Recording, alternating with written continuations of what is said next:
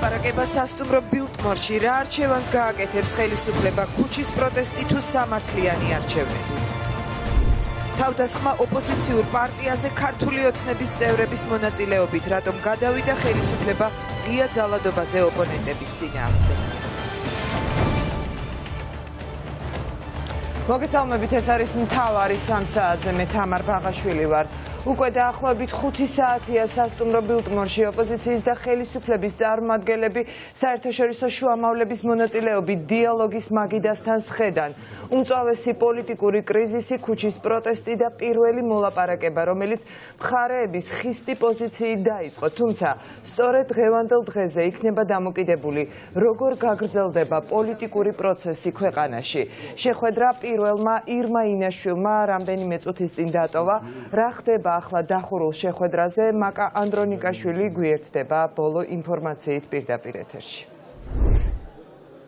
დიახ, თამარ, შეხვედრა ამ დრომდე არ დასრულებულა. მმართველი გუნდისა და ოპოზიციის ლიდერებს კომენტარები არ გაუკეთებიათ, როგორც შენაღნიშნე, ერთადერთი, ვინც შეხვედრა ნაადრევად დატოვა, ეს იყო პატრიოტთა ალიანსის ლიდერი ირმა ინაშვილი, რომელმაც ჩვენთან საუბრისას თქვა, რომ კონკრეტული შედეგი ამ შეხვედრაზე ჯერჯერობით მიღწეული არ არის. გაკეთებულია ოპოზიციის მხრიდან შეთავაზება, ოპოზიცია ერთიანია მოთხოვნაში, ჩატარდეს პროპორციული სისტემით არჩევნები, ან ეგრეთ წოდებული გერმანული მოდელით. ირმა შვილიც ერთ-ერთია იმ ოპოზიციურ ლიდერებს შორის, რომელიც ეთანხმება გერმანული მოდელით არჩევნების ჩატარებას. მმართველი გუნდის პოზიციაც, როგორც ოპოზიციის ლიდერები ჩვენთან პირად საუბრებში ამბობენ, არის უცვლელი. ისინი ამ დროისთვის განიხილავენ კონსტიტუციურობის ნაწილს და სჭირდება თუ არა ამ ეგრეთ წოდებულ გერმანულ მოდელს საკონსტიტუციო ცვლილებები. ირმა ინაშვილი კი ჩვენთან საუბრისას ამბობს, რომ შეთავაზების შემდეგ ახლა ჯერი უკვე არის ქართული ოცნების ლიდერებზე. პოლიტიკური გადაწყვეტილება გესმით მისაღები.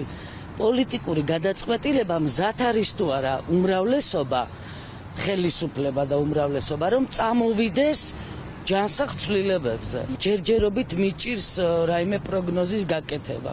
თუმცა უნდა ითქვას, რომ აი ხა დღეს წარმოდგენილი უმრავლესობა ხას უსვამდა იმას, რომ მზად არის პროპორციულ სისტემას დაუჭიროს მხარი და თუ მზად არიან ჩვენც ვეუბნევით და კონკრეტულად პატრიოტთა ალიანსი, რომ დავიწყოთ ცვლილებების განხორციელება და გადავიდეთ ამ სისტემაზე 2020 წლიდან. როგორც უკვე გითხარით, სასტუმრო ბილტმორში დიპლომატების ინიციატივით შეხვედრა უკვე 5 საათზე მეტია მიმდინარეობს. უცნობია რა შეთანხმდებიან თუ არა, მოახერხებენ თუ არა შეთანხმებას ოპოზიციისა და ხელისუფლების წარმომადგენლები. სწორედ ამ შეხვედრაზე იქნება დამოკიდებული, კვლავ გაგრძელდება თუ არა ოპოზიციის ლიდერებისა და სამოქალაქო საზოგადოების პროტესტი ქუჩაში. ეს იქნება ბოლო დღე, სადაც უნდა შეთანხმდნენ ქართული ოცნება და ოპოზიცია, გადადგამენ თუ არა ნაბიჯებს პროპორციული სისტემით არჩევნების ჩატარებასთან დაკავშირებით. მადლობა, მაკავ, ნახოთ რა მოხდება. უკვე მრავალსაათიანი და სავარაუდოდ დაძაბული მოლაპარაკებების შემდეგ მაკა ანდრონიკაშვილი საუბრობდა სასტუმრო ბილტმორიდან პირდაპირ ეთერში. ხელისუფლება კი დათმობაზე წასვლას არ აპირებს და ოპოზიციას ქუჩაში დარჩენას თავაზობს. უკან დახევას არ გეგმავს არც ოპოზიცია და შეხვედრაზე კონკრეტული შეთავაზებით მიდის. ეგრეთ წოდებული გერმანული მოდელის საარჩევნო სისტემა, რომელიც ქართულ კონსტიტუციაზე იქნება მორგებული, ამ ეტაპზე ერთადერთი მოსავალია, რომელზე დათანხმების შემთხვევაშიც ბიძინა ივანიშვილს შეუძლია მწვავე პოლიტიკური კრიზისი ქვეყანაში განმუხტოს. შევალთ ნახოთ, თქვენ ჩვენი მოთხოვნები იცით. ორი არის ყისიერად გადაუდებლად გასაკეთებელი. ეს არის პროპორციული სისტემით ჩატარებული გამჭვირვალე დასავლური სტანდარტების შესაბამისი არჩევნები და პოლიტპატიმრების განთავისუფლება. ეს არის საკითხები პირველ რიგში ეროვნული მოდელი და პოლიტპატიმრების საკითხი, რაც იქნება არსებითი ნაბიჯები განმუხტისკენ ვითარების. რაც არის ჩვენი ამოცანა? ჩვენი ამოცანა არაა რადიკალური პროტესტი, ჩვენი ამოცანა პროპორციულ არჩევნებში და სამართლიან არჩევნებში ივანიშვილის ხელისუფლების დამარცხება. მოვამზადეთ დოკუმენტი, რომელიც დარწმუნებული ვართ, რომ შესაბამისობაშია ჩვენს კონსტიტუციასთან და ვფიქრობ, რომ თუ მოიძებნება კონსენსუსი, რომელიც რეალურად არის მართლაც შანსი იმისა, რომ საქართველოში ერთხელ და სამუდამოდ გაჩნდეს შანსი, რომ მოედნიდან გადავიდეს, ვთქვათ, პროცესები პარლამენტში და მართლაც სამართლიანი არჩევნები ჩატარდეს, ეს იქნება ძალიან მნიშვნელოვანი. ხელისუფლება ამბობდა, რომ კარი დაკეტილია მოლაპარაკებებისთვის, კარგია რომ ეს კარი გაიღო, ჩვენ არ მივცემთ საშუალებას ეს კარი სწრაფად დაკეტოს, იმიტომ რომ ეს ჭირდება ქვეყანას და ჩვენ პასუხისმგებლობით ვეკიდებით ამ ყველაფერს. მათ უნდა შემოგთავაზონ, ჩვენ არაფრის შეთავაზების ინტერესი არ აქვს, ჩვენ შეგვიძლია შევთავაზოთ მაგალითად დარჩენ ქუჩაში.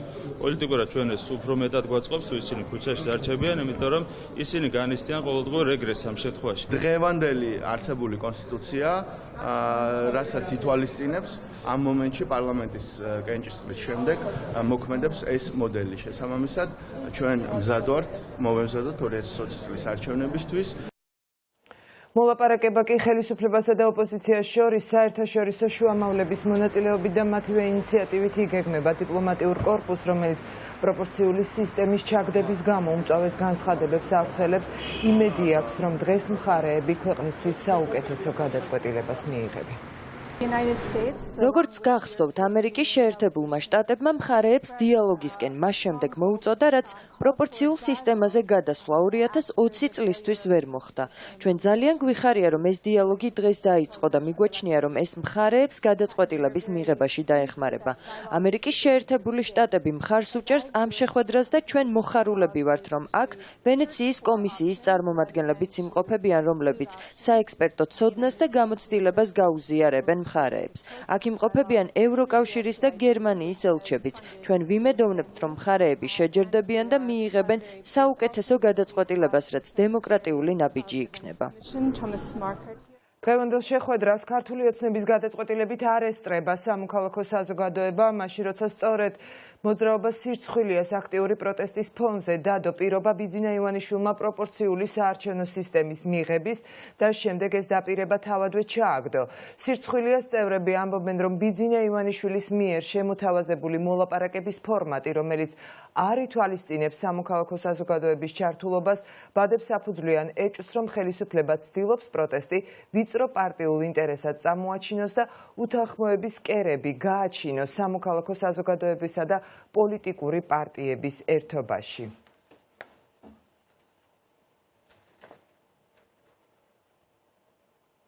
და როგორ აფასებენ სამოქალაქო საზოგადოების წევრები ბიძინა ივანიშვილის ამ გადაწყვეტილებას, რომ ისინი არ მონაწილეობენ მოლაპარაკებების პროცესში დღეს და როგორია ამ შეხვედრიდან მათი მოლოდინი.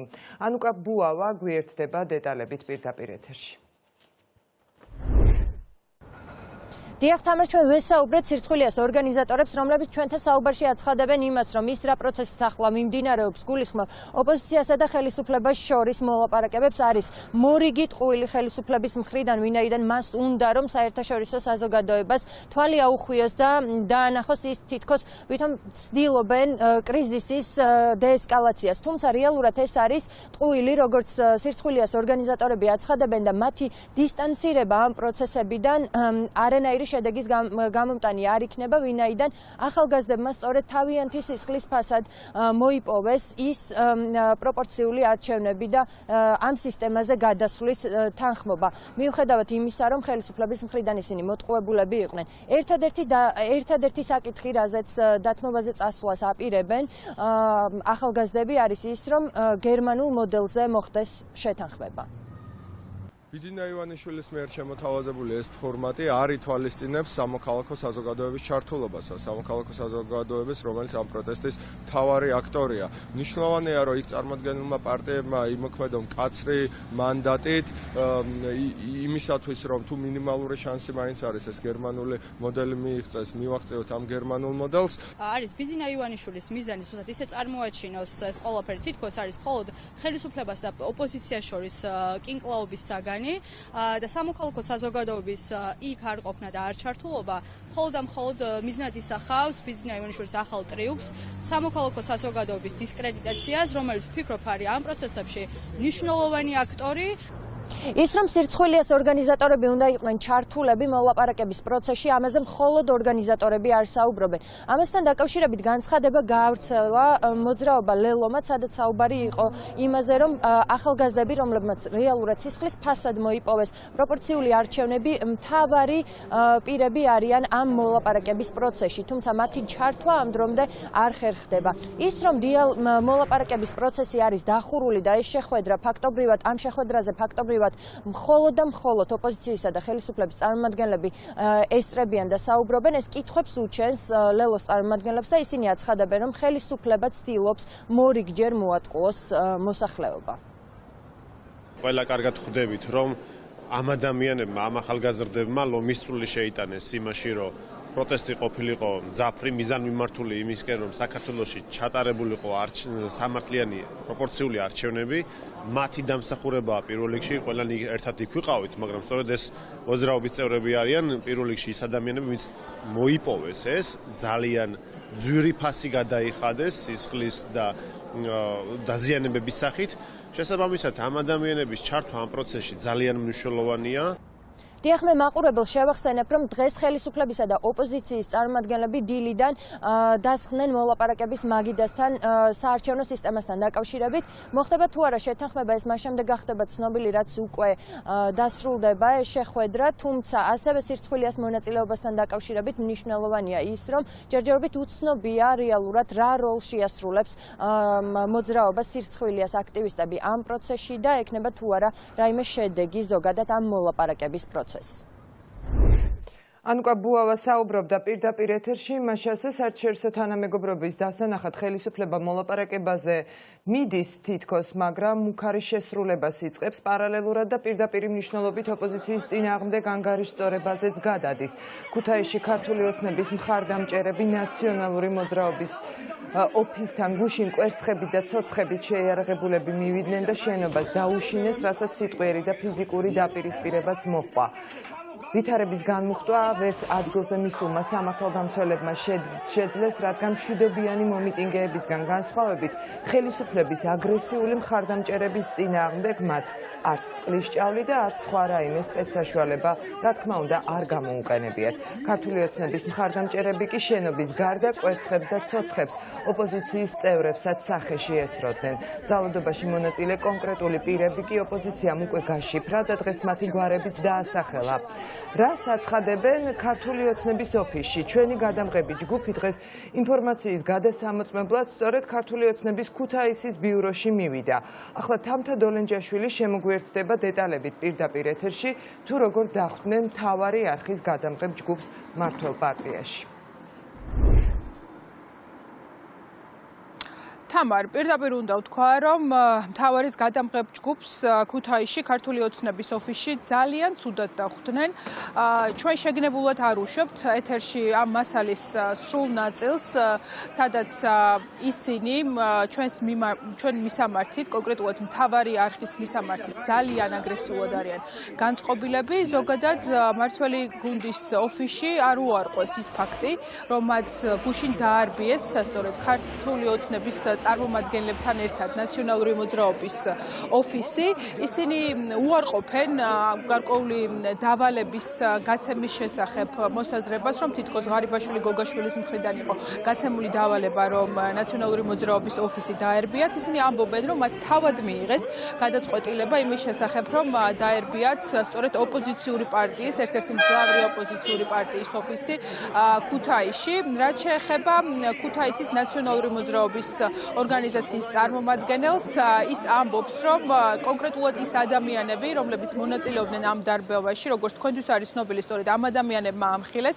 ესენი არიან ადგილობრივი მერიის სამსახურის ხელმძღვანელები, რამდენიმე სამსახურის ხელმძღვანელი და მათ შორის ყოფილი გუბერნატორი. ეს ადამიანები დაახლოებით 50 კაციანი ჯგუფით მივიდნენ ნაციონალური მოძრაობის ოფისთან და ამ ოფისის დარბევას სცადეს. არ გაღიარებთ როგორც ტელევიზია. აქედან გამომდინარე არანაირი კომენტარს არ მოგვს. როგორ შეაფასებთ ამას? უხერხულობას არ გიქმნით? თქვენ უხერხულობას არ გიქმნით, ეხლა იგნორს შოგიკეთებთ. მაგრად არ მაინტერესებს თქვენი ტელევიზია და არ ვაღიარებ მეთქი. თქვენ რატომ იყავით ხალხს აღიარეთ? ეს ხალხს აინტერესებს და ამ ტელევიზიას ხალხი აღიარებს და გაიცით პასუხი შეგვიძლია. არავინ არ აღიარებს, ვინც საღაზრზე აზროვნებს თქვენ ტელევიზიას. რატომ მიხვედით დასარბევად და ვისი დავალებით მიხვედით დასარბევად? აუ იპოვეს თემა. ქალაქელობა მაგათმა არიციან. ქუთაისლობა მაგათმა არიციან. არაფერი არიციან. პროპორციული არჩევნების ესე ჩაგდება. პირადად მე კი. იმიტომ რომ არ ვიყავით ანახმა პროპორციული არჩევნებს. თავიდანვე. როგორ? ეხლა ქუთაის 3 მაჟორიტარი ყავს. ქუთაის თავის წარმომადგენლობა ყავს 3 მაჟორიტარი და პროპორციული დროს ეყოლება? გუშინ მერიის თანამშრომლები, აიპის თანამშრომლები ერთად მობილიზება როგორ მოხდა რომ ყოფხები მე მერიის თანამშრომელი ვარ. თქვენ ერთი ხელმძღვანელი ყავდათ მერიის თანამშრომლებთან ერთად. მე არავინ ხელმძღვანელი არ ამყავს, ჩემი ხელმძღვანელია, ჩემი სინდისი, ჩემი ნამუსი, ჩემი ქალაქელობა და ჩემი ქუთაისლობა, ჩემი თანამშრომელი. მობილიზება ვინ გაგიკეთათ? მე თვითონ, მე გავაკეთე. პარტიის ოფისიდან. მე გავაკეთე, მე მობილიზება, მე გავაკეთე. ოფისიდან მიიღეთ თუ არა? არა. არ მიგვიღია. გადით გარე. მოაბრუნეთ ამ ოფისში არ მიგვიღია დავალება. გადით. ხე ნუ მეჯიკავებ, რატომ მეჯიკავები? რატო? რატომ მეჯიკავებ? გადით. კამერას ხელი. კამერას. გარეთ გადი. როგორც ჩანს, ქართულ ოცნებას გარდა პოლიტიკური და სამართლებრივი კრიზისისა, რომელიც სახეზე არის, უკვე დაუდგა რესურსის კრიზისის პერიოდით, ადამიანურ რესურსს გულისხმობ, ისინი ვერ ახერხებენ უკვე რომ ქუჩიდან ჩვეულებრივი მოყვანილი ადამიანებით რომ შედარებით, ასე რომ ვთქვათ, შეალამაზონ თავიანთი ეს პროცესი, აი ამათ მობილიზებას უკვე უშუალოდ ხელმძღვანელი და თანამდებობის პირებზე გადავიდნენ, მინდა მათ გასაგონად ვთქვათ, გუშინდელი დღე იყო მათი ლუსტრაციის პროცესი, მათი დამოკიდებულება ქუთაისადმი იყო თვალნათლივი, არც ერთ დღეს არ ქონია პროტესტის გზნობა პარლამენტის დაკონსერვების და ზოგადად იმ პროცესის მიმართ, როდესაც ქუთაისი ამოვარდა ხელისუფლების დღის წესრიგიდან, მე ვპირდები მათ, რომ მათი ბოგინი ძალიან მალე დასრულდება, ბიძინა ივანიშვილის არაფორმალურ რეჟიმთან ერთად, მათ მოუწევთ პასუხისგება ყველა იმ საქციელზე, რაც აქვთ ჩადენილი. თამა, როგორც მაყურებელმა ნახა, მთავარის გადამღების ჯგუფის გამოჩენა ქუთაისში ქართული ოცნების ოფისში ფაქტია, რომ არესი ამოვნათ და სწორედ ჩვენი გადამღების ჯგუფის წევრებს ფიზიკურადაც შეეხნენ ისინი და ძალისმიერი მეთოდებით დააკავებინეს ქართული ოცნების ოფისი. რაც შეეხება ოპოზიციას და არასამთავრობო სექტორს, ისინი ამბობენ, რომ ხელისუფლება ამგვარ ხერხებს იმისათვის მიმართავს, რომ ქვეყანაში მოხდეს დესტაბილიზაცია. ერთადერთი სიახლე რაც არის, ის არის, რომ რიგით თანამშრომლებიც კი არ არიან ხოლმე, როგორც ადრე ხდებოდა. ეხლა პირდაპირ სამსახურის უფროსები, რაღაცა სამმართველოს უფროსები, ყოფილი გუბერნატორები და მათი მოადგილეები, ანუ ის ხალხი ზუსტად ვინც უშუალოდ რაღაც გარკვეულ დიდ თანხებთან, ტენდერებთან, შესყიდვებთან არის შეთამაშებული და მიშვებული ქართული ოცნების მიერ, მხოლოდ ეს ადამიანები დარჩნენ უკვე ოცნების დავალებების, ამგვარი დავალებების შემსრულებლება და ყველა ეს ადამიანი იყო ან სამსახურის უფროსი, ან ყოფილი გუბერნატორის მოადგილე, ან რომელიმე სამმართველოს უფროსი, ან რაღაც მერიის მაღალჩინოსნები და აიპების მაღალჩინოსნები, რომლებიც პირდაპირ და უშუალოდ არიან დაინტერესებული ქართული ოცნების ხელისუფლებაში დარჩენით, ვინაიდან ისინი ყოველთვიურად დიდ სარგებელს ნახულობენ მათი ხელისუფლებაში ყოფნით. ეს მეტყველებს აგონიაზე პოლიტიკურ ზებდა. ხელისუფლება, რომელიც იწყებს აქციებით ქვეყნის მართვას და მithumedes კრიმინალური აქციებით და თავის თანამშრომლებს მორეკავს, ჩვენ გვახსოვს ხო შევარნაძე და ასლან აბაშიძე ხო? ზუსტად ესე იქცეული. და როგორ თავდება ესეც ვიცით. ამიტომ ვართ ახლა შეკრებილი, რომ იქნებ ამ ვითარებიდან გამოსავალი ვიპოვოთ. ელოდები თუ არა უფრო მეტად გამწვავებს. სამოქალაქო დაპირისპირება ცდილობს წაიყვანოს ქვეყანა ხელისუფლებას. ჩვენ ვცდილობთ, რომ ეს არ მოხდეს. ოღონდ ბუნებრივია, ძევალი ვერ ვიქნებით ივანიშვილის და მისი რეჟიმის. ამ ქვეყანას არ ჭირდება 2012 წლის საპარლამენტო არჩევნების დროს წინა საარჩევნო პერიოდში არსებული სიტუაციის დაბრუნება. ვიცით და გვესმის, რომ ძალიან ძიმე და დაძაბული არჩევნები იქნება 2020 წლისათვის, მაგრამ ეს რაღაც კვერცხების როლა, რაღაც ტიპის საუბრები, ვთქვათ, განადგურებაზე, ყველა ეს ვთქვათ, რაღაც გაყვანაზე პოლიტიკური სენსი უნდა დასრულდეს ამ ქვეყანაში, ამის გადაწყვეტილებას იღებს მხოლოდ ამ მომრჩეველი და არა ერთი და ორი პოლიტიკოსი, რომელიც შეიძლება კერძო მოსაზრება იყოს ეს. ქუთაისში ნაციონალური მოძრაობის ოფისი ადგილობრივ მაღალჩინოსნებთან ერთად ქართული ოცნების აქტივისტებმაც დაარბიეს. ამ დრომდე გამოძიებას არც ერთი მათგანი გამოუკითხავს. მადლობა თამთა დოლენჯაშვილი საუბრობდა პირდაპირ ეთერში იმას ასე ოპოზიციამ ძალადობაში მონაწილე კონკრეტული პირები უკვე გაშიფრა და სწორედ ოპოზიციის ინფორმაციით თავდასხმას ორგანიზებას უწევდა გრიგოლ დალაქიშვილი რეგიონის ყოფილი ვიცე-გუბერნატორი ძალადების მონაწილეები კი საჯარო უწყებების სხვა თანამშრომლებთან ერთად იყვნენ მამუკა მღვდელაძე სპორტის აიპის მოადგილე დათო ახრახაძე ვეტერანთა კავშირის თავმჯდომარე ირაკლი ცხვედიანი ტრანსპორტის სამსახურის უფროსი თამთა ბაკურაძე მადლიერების სახლის დირექტორი და იანა ჩიტაძე მერვე ბაღის გამგე. ჩვენ ხედავთ რომ ქართულ ოცნებას და ივანიშვილს დარჩენილი აქვს როგორც თვითონ ფიქრობს დარჩენილი აქვს ერთადერთი სამოქმედო გეგმა რომელი გეგმაც უკვე გუშინ აამოქმედა და ეს გულისხმობს აი ამ ძალადობას ჩვენი ვნახეთ ადამიანები რომლებიც პირდაპირ წარმოადგენენ ქართული ოცნების შტაბს და არა მარტო ქართული ოცნების შტაბს, ისინი წარმოადგენენ უშუალოდ მერიას და სხვადასხვა სამსახურებს და შეგვიძლია დავასახელოთ კონკრეტული პიროვნებები, მაგალითად გრიგოლ დალაქიშვილი, ყოფილი გუბერნატორი, უშუალო დავალების შემსრულებლები და ორგანიზატორები იყვნენ ასევე ბატონი ირაკლი ცხვედიანი და ნიკა დვალი, რომელიც არის ერთ-ერთი ტრანსპორტის სამსახურის ხელმძღვანელი, მეორე დასუფთავების სამსახურის ხელმძღვანელი. ესენი არიან თანამდებობის პირები ქუთაისის მერიაში, რომლებიც კონკრეტულ საპასუხისმგებლო თანამდებობებზე არიან, პოლიტიკური ფიგურები არიან, მერის ტრანსპორტის სამსახურის უფროსი, საკრებულოს წევრები, ბაღების აიპის გაერთიანების სამსახური, ვეტერანების სამსახური და ასე შემდეგ. ანუ არიან ადამიანები, რომლებიც გუშინ მოვარდნენ ჯერ ერთ ოფისში დაარბიეს, ყველა იყო აბსოლუტურად ნასვამ მდგომარეობაში, რაც შეინიშნებოდა და იყო მართული პროცესი ამ ბატონის შევეცდები განახოთ გრიგოლ დალაქიშვილი, რომელიც იყო ყოფილი ვიცე-გუბერნატორი და დღეს როგორც ვიცი პარტიის თავმჯდომარეობაზე აქვს პრეტენზია. გონს მოეგეთ ხალხზე ხელის აღმართვა არავის ეპატიება, ასე გამოეხმაურა საქართველოს მესამე პრეზიდენტი თბილისში დარბეულ აქციებს და ქუთაისში ნაციონალური მოძრაობის ოფისზე მომხდარ თავდასხმას. საქართველოს მესამე პრეზიდენტი ქართული ოცნების მოქმედებას ასლან აბაშიძის მეთოდებს აგონებს და ამბობს, რომ უნდა შეიქმნას იურისტების ჯგუფი, რომელიც ოპოზიციაზე ფიზიკურ ანგარიშწორებას, ასევე პოლიციის მიერ მშვიდობიანი მომიტინგეების წინააღმდეგ არაპროპორციული ძალის გამოყენებას სამართლებრივ შეფასებას მისცემს. ამ ადამიანის იდენტიფიცირება უნდა მოხდეს, მე მინდა უთხრა ხა ჩვენ თანამშრომლებს, უბრალო მოქალაქეებს, უბრალოდ ჩვენ მომხრეებს, უბრალო მოქალაქეებს, ჩვენ აქტივისტებს, უბრალოდ ქუთაისელებს, სხვა ქალაქების მაცხოვრებლებს, წესიერ პოლიციელებს უნდა მოხდეს თითოეული ამ სახელმწიფო მოხელის იდენტიფიკაცია, რომელიც იქცა საჯდომის და სინამდვილეში ივანიშვილის კულტის ნებაყოფლობით სახურად, ეს არის დარღვევა კანონების და ამ ხალხს შესაბამისად საზოგადოებამ და კანონმა სულ მალე უნდა გასცეს პასუხი. Transparency International-ის საქართველოში მიმდინარე პროცესები და საზოგადოების წინააღმდეგ განხორციელებული ქმედებების გამო შეშფოთებას გამოთქვამს. საერთაშორისო ორგანიზაციის წარმომადგენლის დელია ფერერა რუბიოს განცხადებით, საზოგადოების დისკრედიტაციის მცდელობები მათ წინააღმდეგ მიმართული ქმედებები ლახავს დემოკრატიის საფუძვლებს, ხელს უშლის მის სრულფასოვან პროგრესს და კორუფციის წინააღმდეგ ბრძოლის პრინციპებს ძირს უთხრის. გავლენიანი საერთაშორისო ორგანიზაცია საქართველოს მთავრობას ადამიანების თავისუფალი შეკრების უფლების დაცვის და არსებული კრიზისული სიტუაციისგან გამოსავლის მოძებნისკენ მოუწოდებს.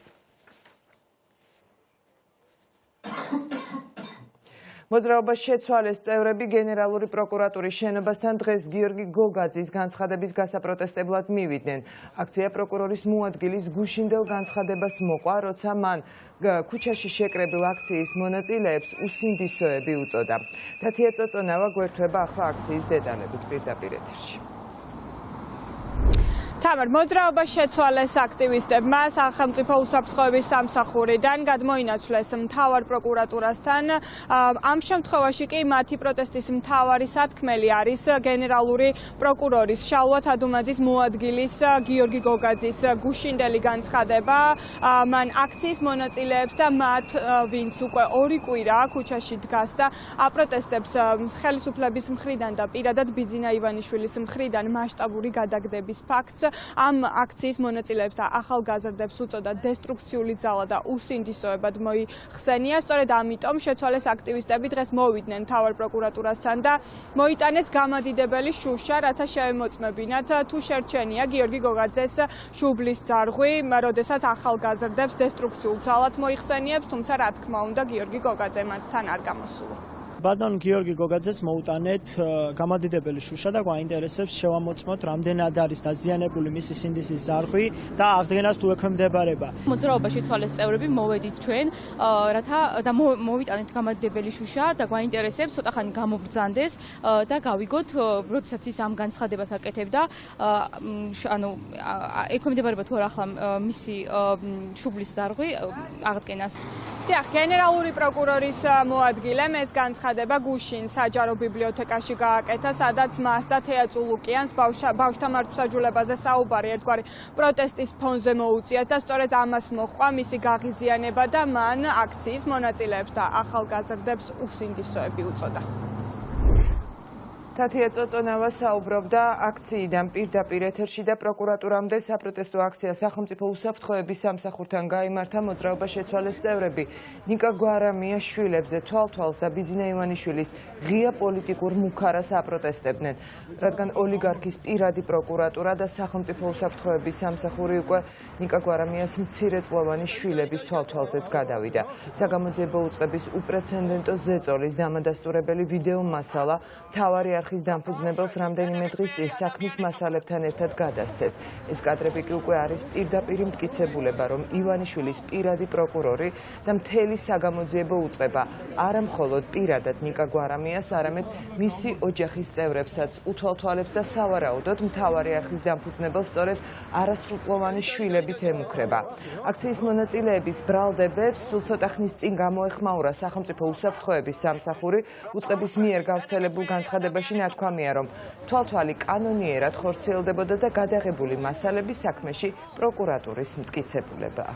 დაირღვა ბავშვთა უფლებების შესახებ კონვენცია, დაირღვა სისხლის სამართლის კოდექსი, დაირღვა საქართველოს კონსტიტუცია, როდესაც გადაწყვიტა თვალთვალა ნიკა გვარამიას შვილისთვის. ეს ყველაფერი მიმართულია მისი პოლიტიკური ნეიტრალიზებისკენ, მაგრამ ზუსტად ვიცით, რომ ეს არ მოხდება. სოლიდარობას ვუცხადებთ ნიკა გვარამიას. ხელისუფლებას ერთადერთი იარაღად და მთავარ ძალად წარმოჩენილი ყავს სუსი, ყველამ კარგად დაინახა, რომ ესენი ყოველგვარ ზღვარს გადავიდნენ და დაიწყებს უკვე ბავშვებს უთვალთვალებენ ამ ქვეყანაში. ამაზე საშინელი რაღაც ბოლო წლების განმავლობაში არ მომხდარა, ამიტომ მოვედით, რომ წარმოვდგინოთ ბრალი და დავადანაშაულოთ იმ ყველაფერს, რასაც ისინი ჩადიან. ჩვენ ამას არ შევარჩენთ არავის და ყველა ეს მოთვალთვალ და ყველა ბრძანების გამცემი პირი აუცილებლად დაიჯება. სწორედ ამ შენობიდან და სწორედ ამ შენობაში მყოფი ადამიანები არიან ის ადამიანები, რომლებიც უთვალთვალებენ ამ ადამიანებს და ჩვენ ვთვლით, რომ უნდა იყოს ნებისმიერი ადამიანის უფლება დაცული და აღიარებული, ვისი შვილიც არ უნდა იყოს. თბილისის საქალაქო სასამართლომ მოძრაობა გაბედეს წევრს ლაშა ჩხარტიშვილს წვრილმანი ხულიგნობის და პოლიციისადმი დაუმორჩილებლობის ბრალდებით 8 დღიანი პატიმრობა შეუფარდა. მთავარ მტკიცებულებად ლეიბორისტული პარტიის წევრის წინააღმდეგ ბრალდების მხარემ ლობიო მიიტანა, რომელიც აქციაზე ჩხარტიშვილმა ჰაერში გააბნია და მარცვლები ერთ-ერთ პოლიციელს მოხვდა. დარბაზში ხმაურისთვის კი ბრალდებული სასამართლო დარბაზიდანაც გააძევეს და 300 ლარიანი ჯარიმაც გამოუწერეს.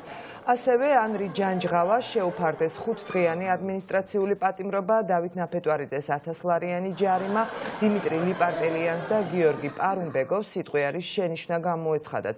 ეს გადაწყვეტილებები აქტივისტების ციხეში გაშვების რეკორდსმენმა მოსამართლემ ვალერიანე ფილიშვილმა მიიღო. ნებისმიერმა ყველას სამწე კამერა ჩაახტი. ყველას უნდა და როგორც ასხატებენ ჩვენ დაკავებაში მინიმუმ 7 ადამიანები და მონაწილეობას. რომელიმას როგორ არ მოხდა? ჩაახტი. ან როგორ გააკეთეს ყველაფერი? კარგად ჩაახტი. და მოდიან და პატრიოტები და მიხო. და მიუხედავად ამით ხერხს მე ამეკოს გეგმობდა მონაწილეობას ჩემი დაკავების პროცესში. ჩემი მანქანაში ჩასვლის შემდეგ მანქანიდან არ გადასულა და დაახლოებით 3 წუთის შემდეგ მოიყვანეს პარომეტრები. როგორ მიიღო ამ ადამიანის დაკავება?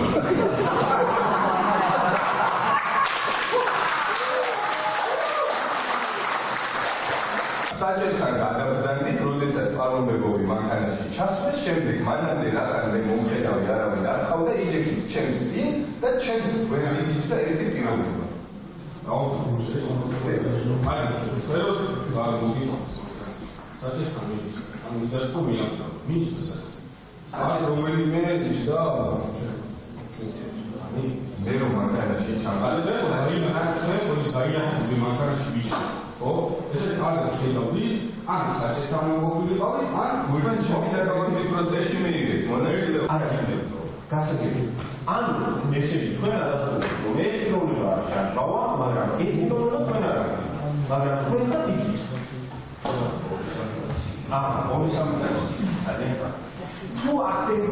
ვიდეო ჩაწერას, როდესაც დააყოლეს საუბარი გამოიყურა. რატომ არ იგებთ? ამ გადაგვიობა რომ არ არის თავისუფლება. ისე დაიწყო სიტუაცია რომ ისინი არიან კორუმპირებული მოსამართლეები და ასევე კორუმპირებულები არიან ის თანამშრომლები, რომლებიც გამოიყვანეს და დაძალებით სრუჩვენებები მიაცემინეს, ერთმანეთს უყურებდნენ და გონში ვერ მოდიოდნენ, რომელი რას ამბობდა. დღევანდელი გადაწყვეტილება სასამართლოში არც ერთ მოსამართლეს და არც ერთ თანამშრომელს არ მეუღია, მიიღო ბატონმა ბიძინამ. არ დაემორჩილებენ თურმე პოლიციის კანონიერ მოთხოვნას. ხო, რაში გამოიხატა ეს არ დამორჩილება? რა კანონიერი მოთხოვნა იყო და რა მტკიცებულებას ეფუძნებოდა? ეს ყველაფერი არ იქნა მოსამართლის მიერ დასაბუთებული. ეს სამწუხაროა, ეს სურათი, რომ პოლიციელები სრუჩვენებებს იძლევიან, რომ სასამართლო ეყრდნობა შემდგომ ამ სრუჩვენებებს, არ ითხოვს დამატებით მტკიცებულებებს. პოლიტპატიმართა გალერეას დაემატა ლაშა ჩხარტიშვილის. ხელისუფლების ბუნება არ იცვლება და სწორედ ეს შეცვლის ხელისუფლებას. რეპრესიები, ტერორი, დიქტატურა, პოლიტიკური პატიმრები ეს ნებისმიერი ამგვარი ხელისუფლების დასასრულია. ეხლა ის რომ აღნიშნული საქმე ისტორიაში შევა ლობიოს საქმის სახით, ამაზე ალბათ უკვე არავინ აღარ დაობს. ეს უკვე იუმორს იქით გადაცილებული ფენომენი გახლავთ, ხოლო ლაშა ჩხარტიშვილის გინება და უცენზურო სიტყვები, მე მგონი, რა ვიცი, ერთი წელია ჩვენთან არის და უცენზუროსთან მიახლოებული ფრაზაც კი მისგან მე არ გამიგია, ასეთ რამის გამოვრიცხავ. საოკუპაციო რეჟიმის მიერ გატაცებული საქართველოს კიდევ ერთი მოქალაქე ოკუპანტების სამიზნე ამჯერად სოფელი ზარდიანტკარია, რომლის მცხოვრები ახლა ცხინვალის დე-ფაქტო რეჟიმის ტყვეობაშია. გენადი ბესტაევი წინასწარი დაკავების იზოლატორშია გადაყვანილი და მას ეგრეთ წოდებული საზღვრის გადაკვეთის გარდა ნარკოტიკებით კონტრაბანდასაც ედავებიან. ასევე უკვე 22 დღეა ბიბილოვის პირად პატიმრობაში რჩება ქართველი ექიმი ვაჟა გაფრინდაშვილი, რომელიც საოკუპაციო რეჟიმმა იმ დროს დააკავა, როცა ექიმი ახალგორში პაციენტის დასახმარებლად მიდიოდა. წავიდა დილით, მე აღარ გამოსულა. არ ვიცი, სახში წავიდა. გავიდა და დარჩა იქ. არ ვიცი, ვერაფერი ვერ გავიგე, თქვენგან გავიგე პირველი. შეიძლება ნათესავებთან არის, შეიძლება ის ამარა, ვერაფერი ვერ გავიგე. ნარკოტიკული საშუალების გადატანას ედავებიან. არაფერი ვიცი. ჩემთან მაღაზიიდან გამომაგ დასატენი სიგარეტი იმას წევდნენ. სხვა არაფერი არ ვიცი. გამოგონილი არის ეს ბრალდება? ალბათ. მე არ მინახია მაგის ხელში არაფერი. საზღვრიდან გადავიდა და დაიჭირეს იქ. გადაიყვანეს ცხინვალში. რისკული არ ვიცი. ნარკოტიკული საშუალებები გადმოქონდაო? არა, ეგ სუტყვილია. დალევა უყვარდა, ეგ სუტყვილი არ ვიცი მაგ საქმეზე. არა, არ მინახეга. ბიზაშვილია ჩემი 4-ჯერ იყო დაკავებული. ბოლო ხალხი მე გამოვუშვი. 5000 გადავხადე, ჩვენ ფულით რუსულ ფულით და გამოვუშვეს. ჩვენ იქით არ გადავდივართ, ისინი აქეთ არ გადმოდიან. თუ მიუახლოვდებით იმ მახლართებს და გვიჭერენ, აბა რა იქნება და ვცდილობთ რომ არ მივიდეთ ახლო. მოგვაქვს იქიდან წყალი, რა კარგად ვართ ერთმანეთში და იქით არ ვეხებით იმათაგაც. ჩვენ ვართ ჩვენთვის. რუსები პატრულირებენ? კი, იქ არიან, აბა. არაფერი არ გადმოქონდა შვილო, მაგის სახლსა, აი ესე რო გააღებ კარებსა, აი ეგ ხლართია, აი ფეხი ნაბიჯის გადადგმა არ შეუძლია შვილო. და ეხლა ეს კარები რო გააღოს ხო უნდა გადავიდეს. ეუბნებიან ქვევითი არა, ქვeit თავისი ბაღია, სხვისი ბაღია. ყოველ წუთსა ხო ვერ ივლის არა. სახლი არის ზეთ საზღვარზე. კარებს გააღებენ საზღვარი არის და ეხლა იქა ნაბიჯი რო გადადგავ თავისთავად ცხადი უნდა დააკავო. აბა მარა არის. ეხლა მე რო აქედან გადმოვალ, აქეთ საზღვარზე გადმოვალ, უნდა დამაკავო. უკან რო აღარ გამომიშვება ხო კარგად იცით. არა და მაგის იქით ზარდიანტკარია ისევ. და ჩვენ კვლავ უბრუნდებით სასტუმრო ბილტმორს, სადაც დაახლოებით 6 საათიანი შეხვედრა უკვე დასრულებულია. მაკა ანდრონიკაშვილი გვიერთდება პირდაპირ ეთერში პირველი რეაქციებით. მაკა, როგორ დასრულდა ეს შეხვედრა, რომელსაც ყველა ელოდებოდა? დიახ, თამარ, ამ წუთებში გამოდიან ოპოზიციისა და უმრავლესობის ლიდერების შეხვედრიდან, რომელიც 5 საათზე მეტ ხანს გაგრძელდა სასტუმრო ბილტმორში. ამ წუთებში აკეთებს განცხადებას ნაციონალური მოძრაობის ერთ-ერთი ლიდერი გრიგოლ ვაშაძე. მანამდე კი ისაუბრა თია წულუკიანმა, ჩვენ შეგვიძლია გრიგოლ ვაშაძეს მოусმინოთ პირდაპირ ეთერში. ის ამ წუთებში არის მედიის წარმომადგენლებთან და საუბრობს შეხვედრის შედეგებზე. რაუნდი ჩვენ დავადასტურეთო და არ მივცემთ არასოდეს ეგრეთ წოდებულ ქართულ ოცნებას და მართლ გუნდს იმის თქმის საშუალებას, რომ ოპოზიცია მზად არ არის საუბრისთვის.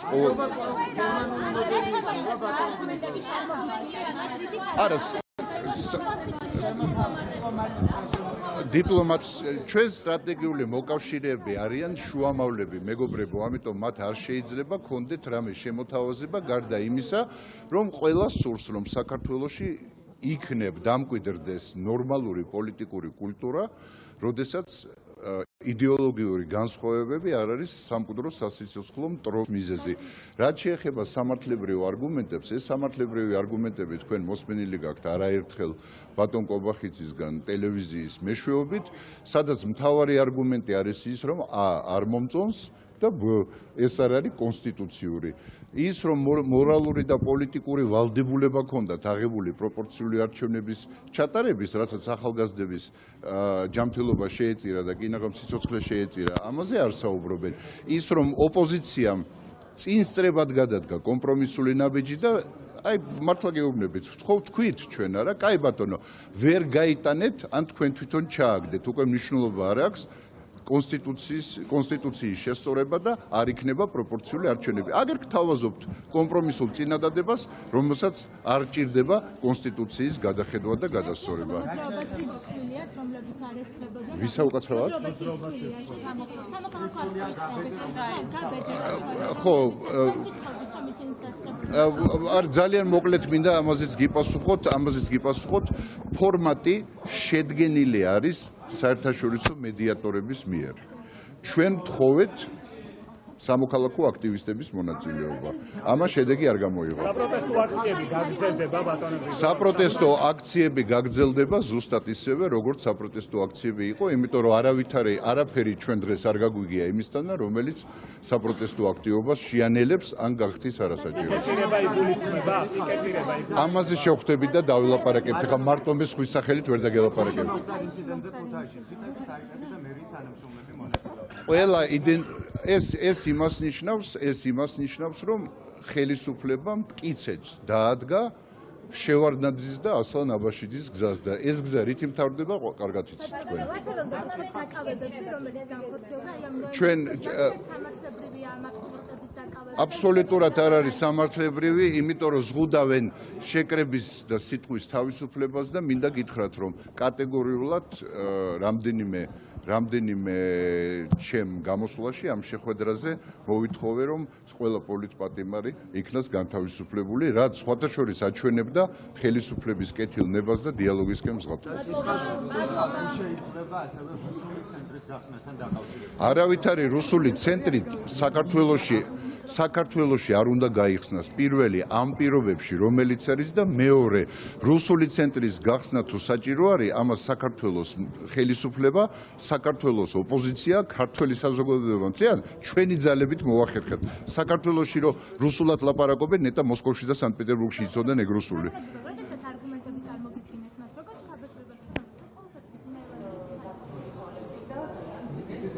შეხვედრის დასრულების შემდეგ პირველი კომენტარი გააკეთა იუსტიციის მინისტრმა თია წულუკიანმა, რომელიც პარტიების წარმომადგენლებთან ერთად ესწრებოდა შეხვედრას, რომელიც ორგანიზებული იყო დიპლომატიური კორპუსის მიერ. თია წულუკიანმა კიდევ ერთხელ დაადასტურა, რომ ქართული ოცნების ხელისუფლება არ აპირებს დათმობაზე წასვლას. საუბარია ეგრეთ წოდებულ გერმანულ მოდელზე. წულუკიანი ამბობს, რომ ეგრეთ წოდებული გერმანული მოდელი, რომელიც ოპოზიციამ გამოსავლად შესთავაზა ქართული ოცნების ხელისუფლებას, ეწინააღმდეგება საქართველოს საქართველოს კონსტიტუციას და საჭიროებს საკონსტიტუციო ცვლილებებს. ოპოზიციამ ვერავით არის სამართლებრივი არგუმენტი, რომელიც ჩვენ დაგვარწმუნებდა, რომ გერმანული მოდელი არის კონსტიტუციური, ვერ მოიტანა. ასევე მნიშვნელოვანია აღინიშნოს, რომ კითხვა იმასთან დაკავშირებით ხომ არ ვაქციოთ გერმანული მოდელი კონსტიტუციურად და ხომ არ არის პოლიტიკურ გუნდში იმის მზაობა, რომ კონსტიტუციის ცვლილება ვცადოთ იმისთვის, რომ გერმანული მოდელი ვაქციოთ კონსტიტუციურად, ამაზე ჩვენი პასუხი იყო, არის და იქნება, რომ არა ჩვენი გუნდის შიგნით რესურსს ვერ ვხედავთ იმისათვის, რომ კიდევ ერთხელ ვცადოთ კონსტიტუციის ცვლილება. თუმცა დიალოგი მნიშვნელოვანია, იმიტომ რომ ჩვენ ქვეყანას ვცემთ პატივს და რა თქმა უნდა, თუ კი იქნება მომავალი შეხვედრა ჩაინიშნება, ჩვენ რა თქმა უნდა ამ ამ წუთებში ჩვენს გვერდით იმყოფება ევროპული საქართველოს ერთ-ერთი ლიდერი გიგაბლოკერია, რომელიც პირდაპირ ეთერში გასცემს ჩვენს კითხვებს, პასუხებს და გვეტყვის თუ რა შედეგი იქნა მიღწეული ამ შეხვედრაზე და საერთოდ იქნა თუ არა რაიმე შედეგი მიღწეული. ბატონო გიგა, მოგესალმებით. მოგესალმებით. პირველ რიგში ძალიან დიდხანს გაგრძელდა ეს შეხვედრა და მაგრამ შესვენება იყო შუაში, ეგეც უნდა ითქვა.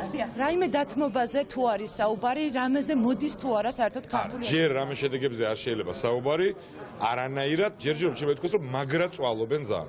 არც ერთ კითხვაზე პასუხი არ აქვს, არც ერთ შეთავაზებად არიან დიდ წვალებაში ეს პატივცემული ამ პატივცემული გუნდის წარმომადგენლები და ეს წვალება გაგრძელდება მოლაპარაკებებში, გაგრძელდება გარეთ, მანამ სანამ მათი პოლიტიკური უფროსი არ მიიღებს გადაწყვეტილებას და მიხვდება, რომ გონს უნდა მოეგოს და მანამდე ჩვენ მზად ვართ, რომ გავაგრძელოთ ეს პროცესი, რაც თავარია გარეთ პროტესტი, შიგნით ეს მოლაპარაკებები ჩვენი საერთაშორისო პარტნიორებთან ერთად.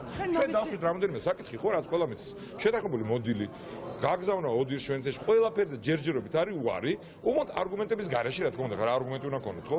აქ ბატონო დავიდა თქვა, ერთი არგუმენტი აქ არ მომწონს, არ მომწონს კი არ მოწონს იმას. ჯერ ეგრეა და ჩვენ გავაგრძელებთ ამ პროცესს. ჩვენ მოვისმინეთ იუსტიციის მინისტრის განცხადება, რომელმაც თქვა, რომ არაკონსტიტუციურია ეგრეთ წოდებული გერმანული მოდელი და შესაბამისად თქვენი არგუმენტები, რომ ის არ საჭიროებს ცვლილებებს, არის არასწორი და აბსურდი. ეგ ხო დიდი ხანია ვიცოდეთ, ამიტომ ჩვენ შევთავაზეთ, ხო ვერ თანხმდებით. აგერ არის ოდირი ერთი ვენეციის კომისია, რომელთან ხარ თანხმა რომ გავაგზავნოთ. ამაზე იწყება ბლა ბლა ბლა, იმიტომ რომ მაგ რისკზე წასვლაც არ უნდათ, იმიტომ რომ იციან რომ ეს არგუმენტი არის სუსტეს კი არ არსებულია. მაგრამ კიდევ ერთხელ ვიმეორებ, თუ გონიათ რომ ეხლა ამ უბრალოდ თხელი ფრაზებით გამოძრობენ, არ მოხდება ეს. არ მოუწევთ ღიად ბრალის თავისთავზე აღება და შეტენვა რომ ჩაშალიან მოლაპარაკებას, იმიტომ ჩვენ აპირებთ გავაგრძელოთ ეს ფორმატი. შვენიერი ფორმატია ჩვენ საერთაშორისო თანამეგობრებთან ერთად. თუმცა მინდა დავამატო, რომ ოპოზიციის მხარეს ფორმატი არის აბსოლუტურად გაუგებარი, რბილად რო თქვა. რა ნიშნის შეარჩეს არ ჩვენ მკითხებს, არც იმ სამოქალაქო ჯგუფების და ჯგუფის წარმომადგენელი არ შეიყვანეს, რომელიც სათავეში იდგა ამ პროტესტის პროპორციულზე. რა საკითხი ჩვენ დავსვით შეხვედრაზე. ოღონდ ვიმეორებ, ჩვენ ნებისმიერი თუნდაც ძალიან ლეგიტიმური მიზეზით არ მივიწევთ მათ საბაბს, რომ თქვენ რომ ვითომ ოპოზიციამ გაჭედა რამე პროცესი. თორე აბსურდია ის როგორი ფორმატიც მათ შემოგთავაზეს. ბატონო გიგა, იყო თუ არა საუბარი პოლიტპატიმრებზე, რომლებიც დაკავებულებია? ორი საკითხი ქონა ჩვენ. ერთი იყო გერმანული მოდელი პროპორციულზე გადასვლა, თორე ეს იყო პირობა, რომელიც დაიდო და მე გადააგდო მთელი ხალხი და უთხრა რომ ფეხებზე მკიდი ხართო და ეს პირობა დაიდო დააღურული სისხლის და გავრილობის ღამის შემდეგ და მეორე საკითხი იმისთვის რომ განიმუხტოს ვითარება ამასთან ერთად არის გავრილობის ღამის შემდეგ დაკავებული პოლიტპატიმრები. არ მარტო გავრილობის ღამის დროს, არამედ შემდგომაც, იმიტომ ჩვენ ნახეთ შემდგომი შეხვედრა ბოლო იყო ნიკორონა. არა, ეხა ამათარ ესენი ხო არ არიან გაწყვეტილის მიღებები, მაგრამ ჩვენ საერთაშორისო პარტნიორებს უნდა ესმოდეთ რომ ეს არის ის საკითხები, რადგან გაგრძელდება წნეხი საზოგადოების მხრიდან საქართველოს შიგნით და საერთაშორისო თანამეგობრობიდან გარეთ. იმიტომ რომ ეს არის აუცილებელი პირობები, რომ საერთოდ ვისაუბროთ განმუხტვაზე ვითარების. ძალიან დიდი მადლობა. თქვენ უსმენდით პირდაპირ ეთერში ევროპული საქართველოს ერთ-ერთ ლიდერს გიგაბლოკერიას, რომელმაც თქვა, რომ ფაქტობრივად შედეგი ამ შეხვედრის შემდეგ არ არის მიღწეული. ახლა კი ჩვენ შეგვიძლია მოვისმინოთ პარლამენტის ყოფილი თავმჯდომარის დავით უსუფაშვილის განმარტება, რომელსაც მთავარი არგუმენტები აქვს წარმოდგენილი გერმანულ მოდელთან დაკავშირებით. სუპერპასუხისმგებლობითაა გამოწვეული. იმიტომ რომ შარშან ივნისში ჩვენ გვქონდა არსებული სისტემა და ვიცოდით ხელისუფლების პოზიცია, ვის არაფერს არ ცვლიდა. აი ახლა ამ სუპერუპასუხისმგებლო მოქმედებით, ჯერ შემოთავაზებით, მერე უკან წაღებით, ამ ხელა პროცესის წყალში გადაყრით, რა თქმა უნდა, უკიდურესად არის დაძაბული და უკიდურესად არის აწეული ტემპერატურა და ამ ვითარებაში ჩვენ, როდესაც ხელისუფლების შემსვლელი არჩევნებისკენ მივდივართ, ყველა დათვლით, ყველა კვლევით, ყველა იმითი არ ვიცი შეხედვით და ვტოვებთ ამ ხისტ სისტემას, ხისტ პოლიტიკურ ვითარებაში, ეს რა თქმა უნდა უკიდურესად ხიფათის შემცველია და ჩვენ ამის თავიდან აცილება გვინდა და ამას ძალიან კარგად ხედავს მთელი მსოფლიო, იმიტომ რომ აქ წარმოდგენილი იყო პრაქტიკულად ყველა ვინც საქართველოს საქმეებშია ჩართული. ჩვენ ამ მცდელობას გავაგრძელებთ და აყვებით, არ გავყვებით არც იმ განცხადებებს, საჯარო გმეებს, რომ აზრი არ აქვს, მოგველაპარაკებთ, ყველაფერი დამთავრებული. არაფერი არ არის დამთავრებული. ძალიან ხშირად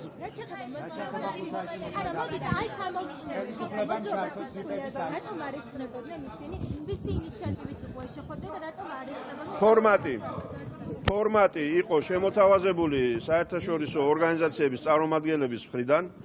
ჩვენ მანამდეც და დღესაც დავსვით საკითხი, რომ ამ მოლაპარაკებებში და ამ პროცესში ჩაერთოს ზუსტად იმ გუნდის, იმ ახალგაზრდების წარმომადგენელი, ვისი მეშვეობითაც და ვისი მცდელობითაც და ვისი არ ვიცი მსხვერპლის ფასადაც მოხდა თავის დროზე ის ცვლილება პროპორციულთან დაკავშირებით. ჩვენ ეს საკითხი დავსვით დასაწყისშიც შეხვედრის ბოლოშიც და ვთხოვეთ საერთაშორისო ორგანიზაციებს, ვინც არიან მოდერატორი ამ პროცესის, რომ შემდეგი შეხვედრისთვის ეს აუცილებლად გაითვალისწინონ. დიდი მადლობა.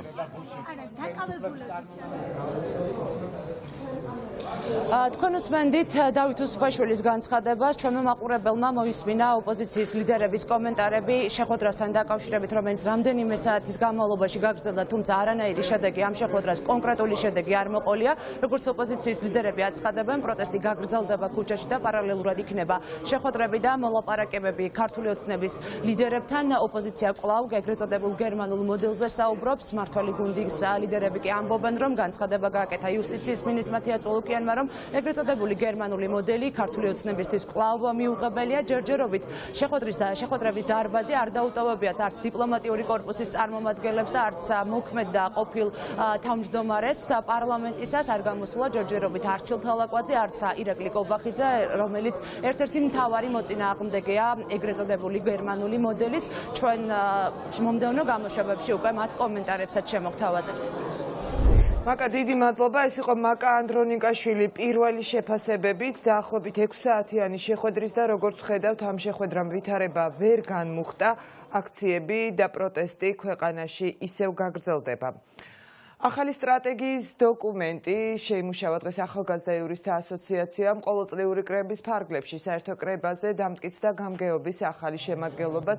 იურისტთა ასოციაციამ წელს 25 კრება გამართა. დღევანდელ ღონისძიებას საია სრული შემადგენლობით ესწრებოდა. შეხვედრის ბოლოს კი ახალგაზრდა იურისტებმა გასული წლის საქმიანობა და მიღებული გადაწყვეტილებებით შეაფასეს. წელიწადში ერთხელ ვატარებთ საერთო კრება, სადაც ვიკრიბებით ორგანიზაციის წევრები, საუბრობთ წლის განმავლობაში განხორციელებულ საქმიანობაზე, საუბრობთ მომავალი წლის გეგმებზე, მაგალითად წელს ასევე ამას დაემატა სტრატეგიის დოკუმენტი, რომელიც 2020 წლისათვის უკვე დაამტკიცა აქ შეკრებილმა საიას წევრებმა. ამდენად შეიძლება ვთქვათ, რომ 2020 წლისათვის ჩვენ გვაქვს განსაზღვრული მიზნები, რასაც მოვემსახურებით. საქართველოს დამოუკიდებლობის მოპოვებიდან დღემდე ჩვენ ხედავთ, რომ არის სამწუხაროდ კრიზისი, რომ სახელმწიფო ინსტიტუტების შექმნას. ჩვენ თუ გადავავლებთ თვალს, პარლამენტი იქნება ეს, სასამართლო იქნება თუ აღმასრულებელი ხელისუფლების სხვადასხვა სტრუქტურების, სამინისტროების აქტი მაგალითად ხო, როგორც სახელმწიფო ინსტიტუტები ვერ ჩამოყალიბდნენ. ჩვენ ხედავთ მუდმივად არამდგრად სიტუაციას ამ მიმართულებით. მაგრამ საქართველოში არიან ორგანიზაციები, რომლებიც როგორც ინსტიტუტები, ესე ჩამოყალიბდნენ და საია არის ერთ-ერთი პირველი მათ შორის. ამ წუთებში თურქეთში ტრანსანატოლიური ბუნებრივი აირის მილსადენის პროექტის პრეზენტაცია მიმდინარეობს. ღონისძიებას საქართველოს პრემიერ-მინისტრი გიორგი გახარია, თურქეთის პრეზიდენტის რეჯეპ ტაიპ ერდოღანის მიწვევით ესწრება, ასევე აზერბაიჯანის პრეზიდენტთან ილჰამ ალიევთან ერთად.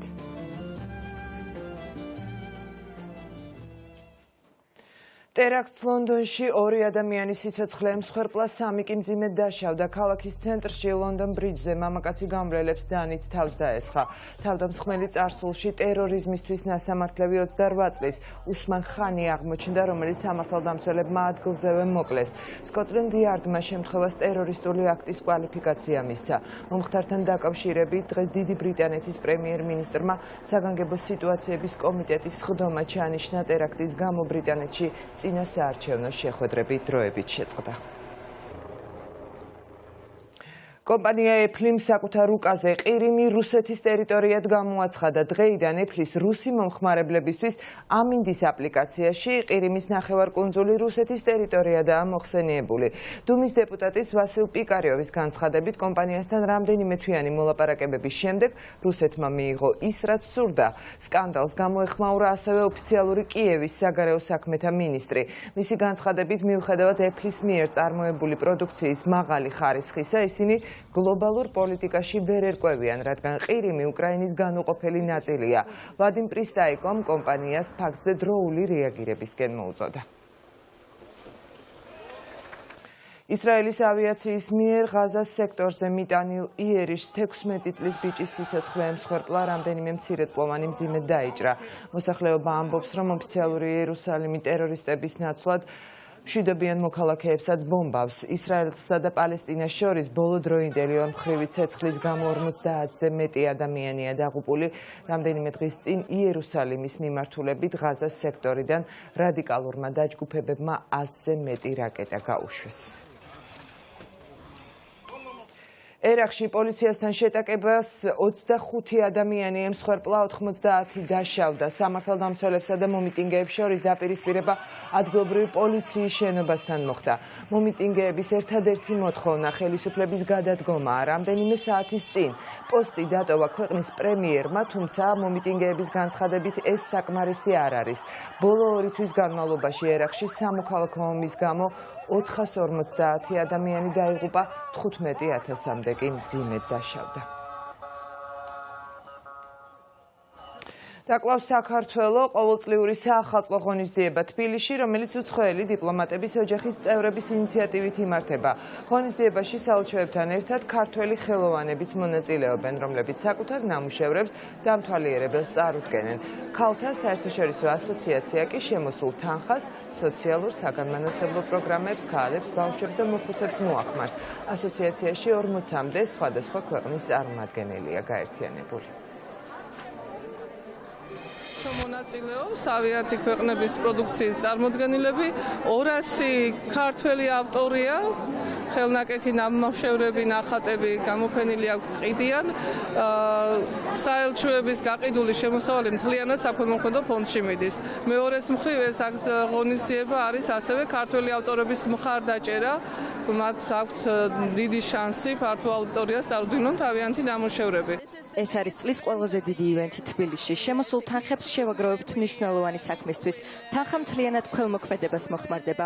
მადლობა ამ ადამიანებს, რომლებიც სხვადასხვა პროდუქციას აწარმოებს და აქ აქვთ წარმოდგენილი. წლები ვიღებ ამ გამოფენაში მონაწილეობას, ჩემთვის განსაკუთრებული არა, რადგან არის ეს საქველმოქმედო გამოფენა. ნუ ეს პირველ რიგში ძალიან მიყვარს ახალი წელი და ახალი წლის დღეებისათვის სწორედ ამ გამოფენიდან იწყება ჩემთვის პირადად წელს. წარმოდგენილი მაქვს ქუდები, შანთები, სხვა აქსესუარების და განსაკუთრებული სახლის აგელოზების კოლექცია, რომელიც ყველაზე ალბათ პოპულარულია ჩემს ნამუშევრებში.